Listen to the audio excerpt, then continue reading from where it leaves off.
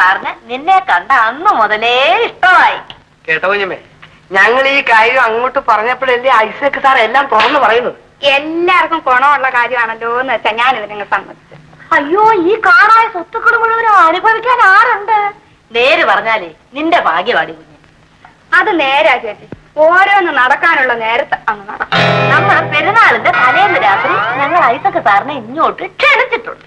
എന്തായാലും ഒരുമിച്ച് ജീവിക്കാൻ പോകുന്നവരല്ലേ, ഞങ്ങൾ അങ്ങ് മാറി തന്നേക്കാം. നീ അതിയാനെ നല്ലപോലെ ഒന്ന് സൽക്കരിക്കണം കേട്ടോ. അയ്യോ, അത് വേണോ ചേച്ചി? അയ്യോ വേണം, കൈ കിട്ടിയാ പിന്നെ വഴുതി പോവാന്ന് കൊട്ടയെ പിടിച്ചിട്ടുണ്ടായോ?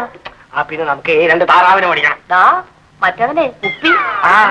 അത് നാടൻ മതി. സാറിന് അതാണ് ഇഷ്ടം. എല്ലാം ഉണ്ട് താറാവ്.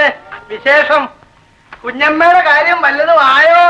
ഒന്നും ആയില്ല ഉമ്മച്ചാ, പലയിടത്തും തിരക്കുന്നുണ്ട്. പോവാ, പെരുന്നാളിന്റെ തലേന്ന് നമ്മുടെ ഒരു പതിവ് പരിപാടിയുണ്ട്, അത് നീ അങ്ങ് മറന്നോ? ഞാൻ മറന്നിട്ടില്ല. ഇക്കൊല്ലം ഞാൻ രക്ഷയില്ല. അയ്യോ, എന്താ? ഞങ്ങൾ ആരും ഇവിടെ കാണത്തില്ല. നിങ്ങളെല്ലാം എവിടെ പോകുന്നു? ഞങ്ങളെ ചാത്തനാട്ടന്റെ ഇളയമ്മയുടെ മോടെ കല്യാണത്തിന് പോവാ. അതിന് വീട് വെച്ച് പോണോ? അയ്യോ, ഇവിടെ തനിക്ക് ഇവിടെ വിട്ടേച്ച് എങ്ങനെയാകും മച്ചാ പോകുന്നത്? അപ്പം നേരാ. അപ്പൊ ഇക്കൊല്ലം പരിപാടി ഇല്ല.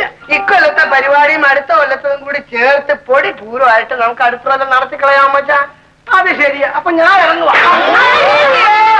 അപ്പൊ കുഞ്ഞമ്മ നമുക്ക് പിന്നെ കാണാം പെരുന്നാൾ കഴിഞ്ഞിട്ട്, കേട്ടോ? ഏതായാലും ഉമ്മിച്ചായൻ ഇപ്പൊ വന്നേച്ച് പോയത് നന്നായി. അന്ന് രാത്രിയിൽ എങ്ങാനും വന്ന് കയറിയിരുന്ന പോക്കണം കേടായി പോകത്തില്ല. നേര് തന്നെ. കല്യാണം കഴിയുന്നവരെ ഇക്കാര്യം ആരോടും പറയണ്ട.